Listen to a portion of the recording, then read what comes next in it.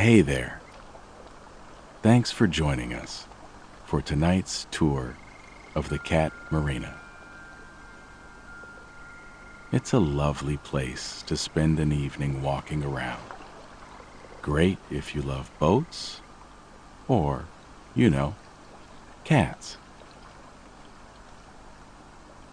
Before we begin our tour, we like to begin with a little wind down.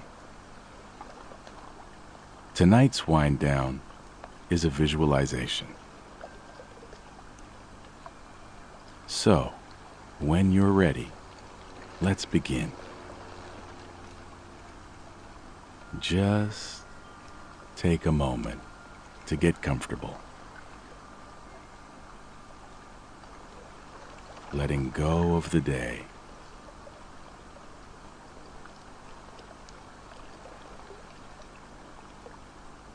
Enjoying that feeling of having stopped, of having nothing left to do.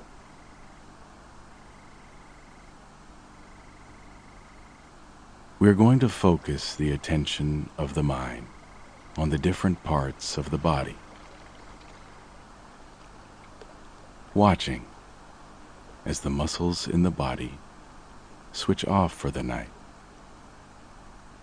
leaving the body feeling rested and leaving the mind more at ease.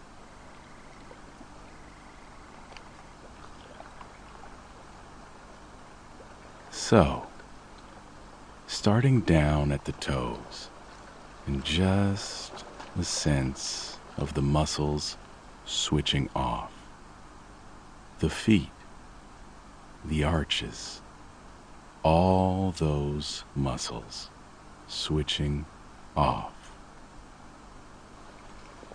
Same in the lower half of the legs. So any tension being let go of as the muscles switch off, shut down. In the upper half of the legs, any tension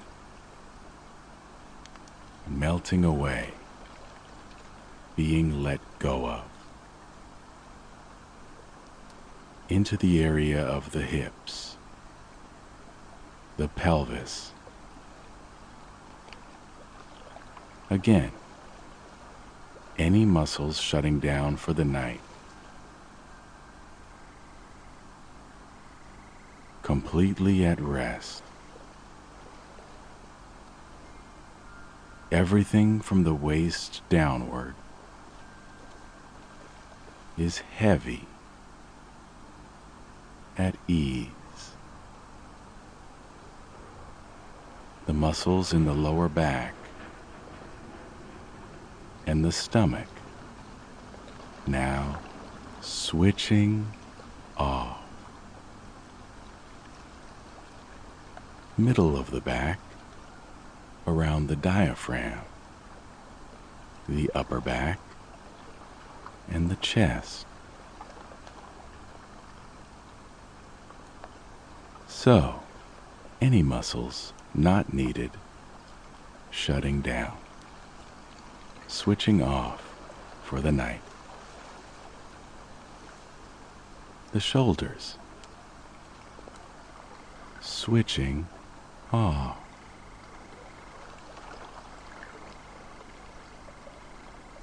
The upper half of the arms and the lower half of the arms,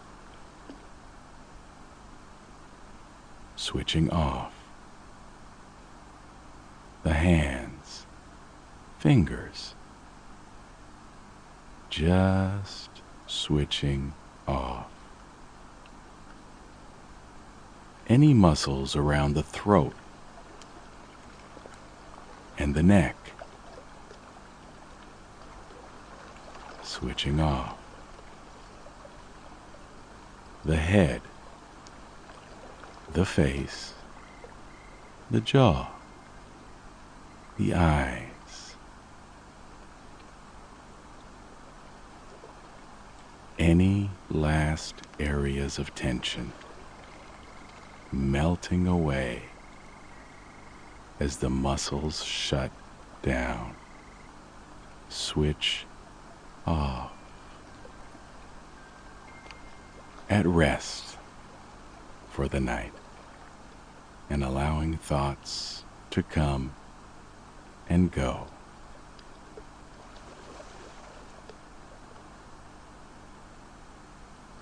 Allowing the mind and body the space they need to rest.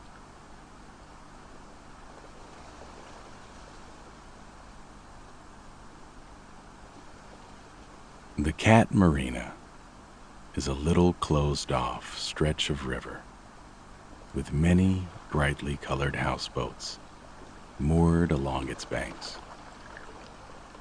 Some very lovely people live in these boats. But let's be honest.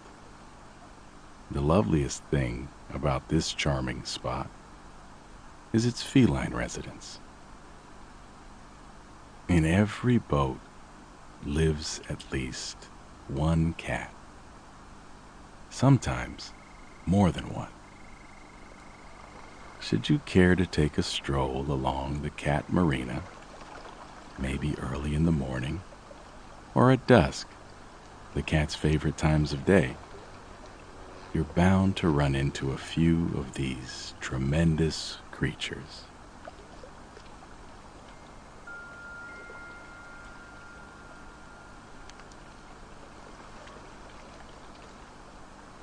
The Cat Marina isn't open to everyone.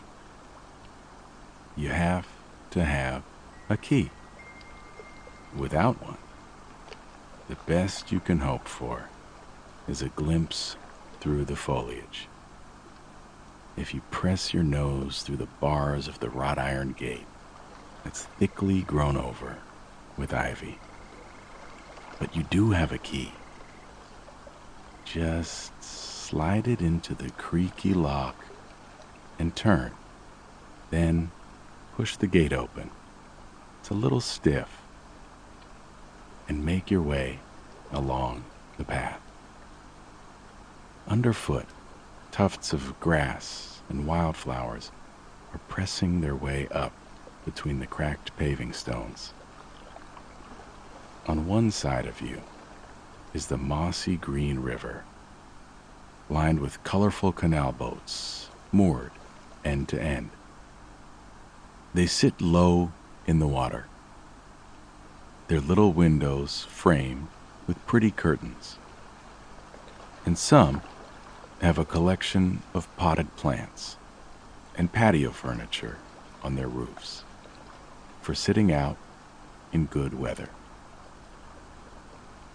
On your other side is a thick bank of hedgerows and trees, completely screening out the road that lies beyond. It's a restful spot. There are ducks chattering out on the water, the low murmur of someone's radio, an occasional airplane breaking through the clouds far above. If you listen hard, you might hear the boats bumping each other lightly in the breeze.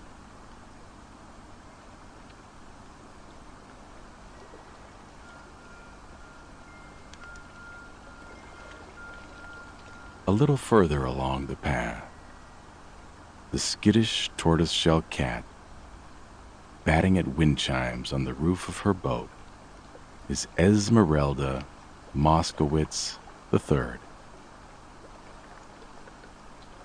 also known as Esme, EM3, Moscow, Esco, Motown, the Big Three, the Little Three, and about 100 other names. Esmeralda is a wild one. Not long out of kittenhood, she'll leap about a foot in the air at the slightest provocation. When you approach her, she spins around on her back legs with her eyes wide and her front paws up, and the wind chimes tinkle chaotically. She likes people, so she abandons her game and leaps off the boat to the ground at your feet, meowing with urgency in the hope that she might be about to be fed. There's something special about Esmeralda. Besides her name, she's a polydactyl cat, which means she has more than the usual number of toes on each paw. This makes it look like she has thumbs. When she stands still for long enough, you can see that her front paws spread out like a little mittened hand. She holds up one paw as if to wave hello or goodbye, and then she dances off, leaping now to the left, now to the right. No apparent destination in mind, just wherever the will takes her.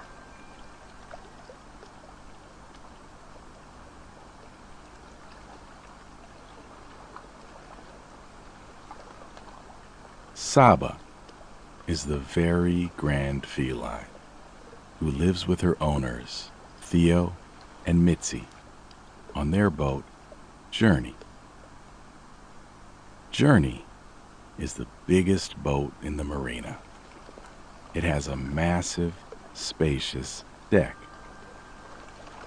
Right now, Saba is reclining there in her very own hammock, one white leg extended sideways, causing the fur on her middle to fluff up like an ice cream sundae. On any other cat, this posture might seem undignified, except that Saba could never look undignified. She's too sophisticated. She peers across at you through half-closed eyes, licks her white chest a few times, and then returns to her doze. She's long-haired and white all over, except for a few coffee swirls. And she wears a smart black velvet collar, adorned with a little bell. The bell is intended to scare away birds, but Saba has never caught a bird in her life. She's too lazy. There doesn't seem to be anybody around. If you go over to the boat and reach over the side to give Saba's fluffy belly a few strokes, your hand will sink right in. She purrs contentedly and squints up at you as though to say, "Oh, why, yes, I really am an exquisite creature."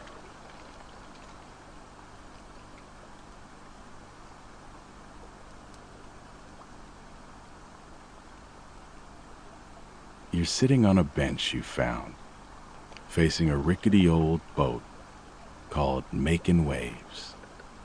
It looks like it's seen a few storms. If you stay quiet and pretend you're not even interested in cats, you might be rewarded with a glimpse of Lucy Mew.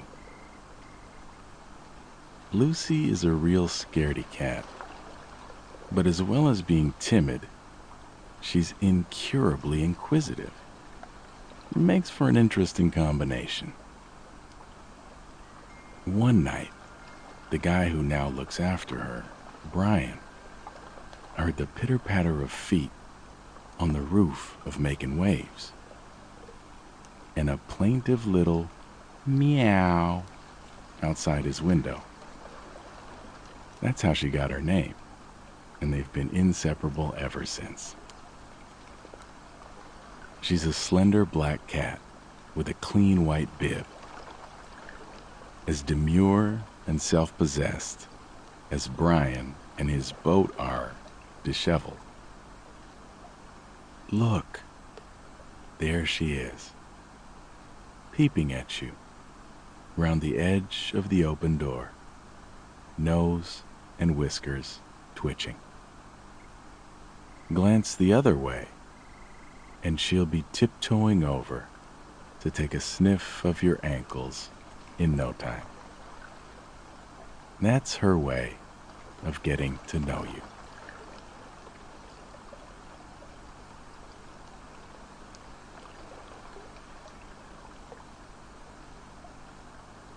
Here's a sleek black cat scrambling up a tree in pursuit of a squirrel.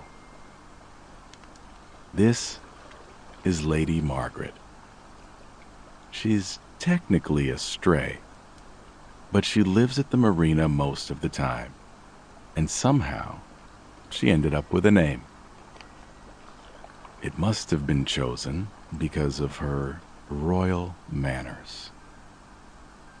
She keeps herself in absolutely pristine condition, so you'd never know she sleeps underneath a bush most nights. Lady Margaret now perches in the fork of the tree, gazing upwards unblinkingly. But the squirrel has made itself scarce. As you pass beneath the tree, Lady Margaret's ears go back, registering the sound of your footsteps. When she turns her head, you see her yellowy green eyes are the color of serpentine crystal. And there's something magical about them. Some people consider black cats to be bad luck, but you only have to spend a few moments with Lady M to feel like you've received a special blessing. She looks quite at home in the tree, and now, without leaving her post, she begins her beauty regime, carefully washing her face with one licked paw and then the other. She has company, after all.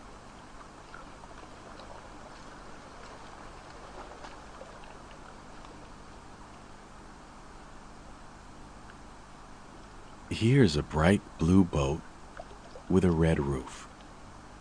There's an intense floral fragrance here.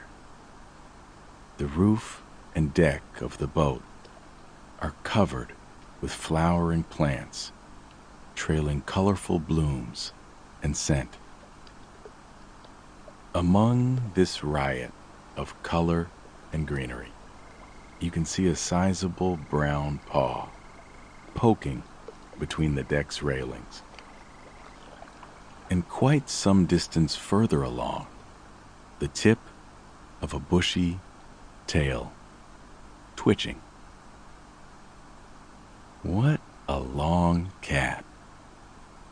In fact, the tail and paw belong to Quincy, an elegant Maine Coon, the largest breed of cat, who lives with his sister, Kimchi. Kimchi now appears at the other end of the boat, stalking gracefully along the roof, with her tail held high like an extravagant plume on a pirate's hat. She pauses where an empty plant saucer has been collecting rainwater and dips her head to lap at it delicately. When she raises her head again, you can see droplets on her whiskers. She turns to look at you, down her long nose, a very serious expression on her face. She has a thick mane of silvery black fur, and her tufty elephant ears point straight upwards. Now, she lets out a little trill and sets off along the roof again.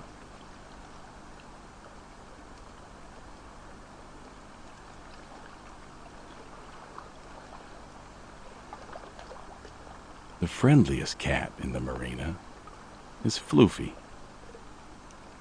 Floofy will run up to someone he's never met, like a little dog, and pat them on the knee with his fluffy paw.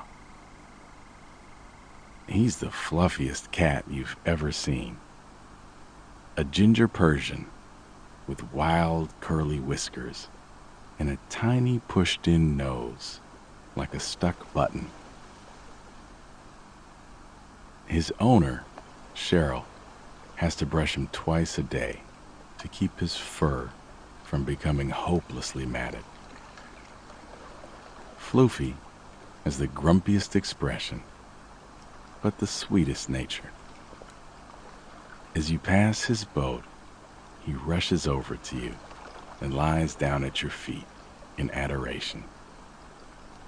Now, he's squeezing his eyes shut rapturously, which is a cat's way of saying, "I love you."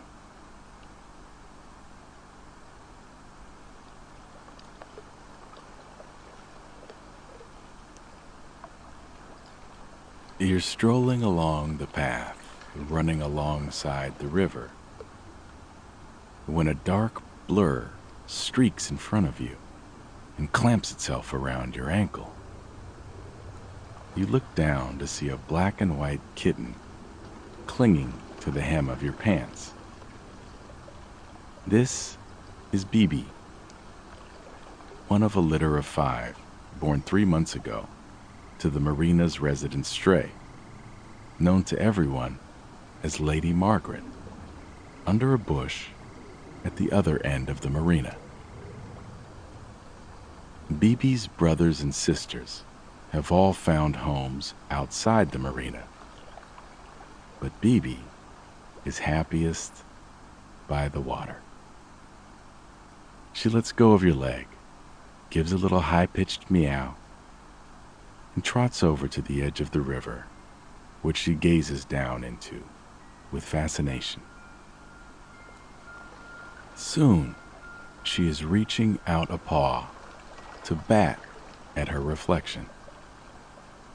For a moment, it looks as though she might be about to fall in.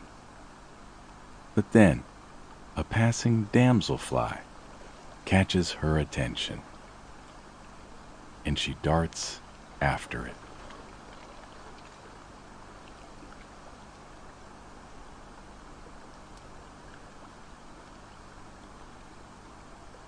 It's dusk. From your vantage point on a bench, about halfway along the path, you can take in the whole scene.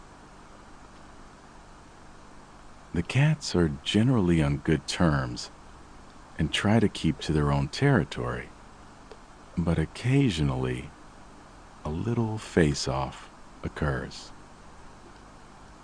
You see Esmeralda leap onto Quincy and Kimchi's boat and come face to face with Kimchi, who stares her down with a formidable expression. Other cats are waking from their naps and stretching, getting ready for a night of prowling, or staring out across the water as the light fades, their eyes gleaming. 3 swans, a mother, and 2 fuzzy gray cygnets glide past on the green water. You settle back on the bench, your hands resting on your lap, allowing your eyes to close as a cool breeze ripples across your skin.